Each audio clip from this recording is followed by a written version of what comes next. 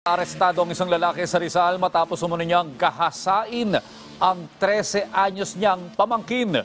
May detalye si Bien Manalo.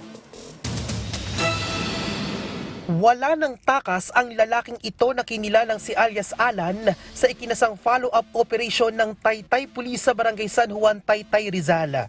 Dahil sa umano'y panghahalay sa kanyang 13 anyos na babaeng pamangkin.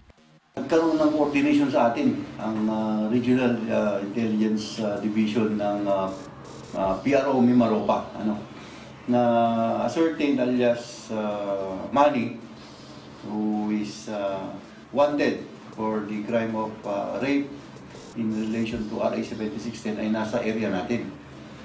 Turn out na ito ay number 4 dun sa kanilang most wanted regional level.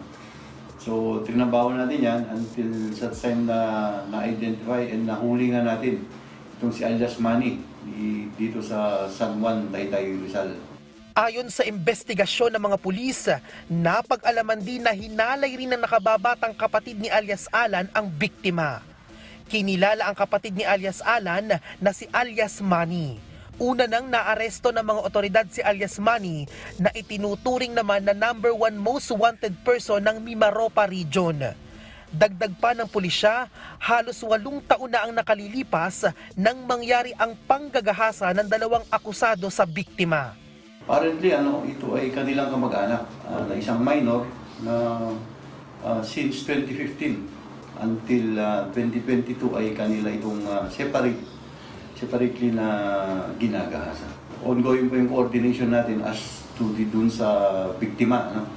Kasi alam naman natin na yun ay minor na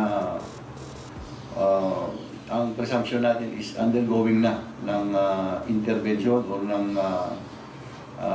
pangangalaga ng DSWDO, MSWDO. Aminado naman ang sospek na si alias Alan sa nagawang krimen. Ginawa mo ba talaga yung pangahalay na to sa kamag-anak mo? Ano ba? Anong reaction mo rito? Opo, ginawa. Bakit mo nagawa yun? Kamag-anak mo pa naman. Ginusto niya na rin po. Baka may gusto kang iparating na mensahe para doon sa pamilya, sa magulang. Patawad na lang po. Nagpaalala naman ang pulisya sa mga magulang. Bantayan po natin ang ating mga anak, lalo ito ay may mga minor de edad, At sa atin naman pong mga kababayan na may nalalaman na ganitong mga uri ng pang-aabuso ay agad ipagbigay alam sa ating kapulisan at yan ay agad na aksyonan ng ating kapulisan.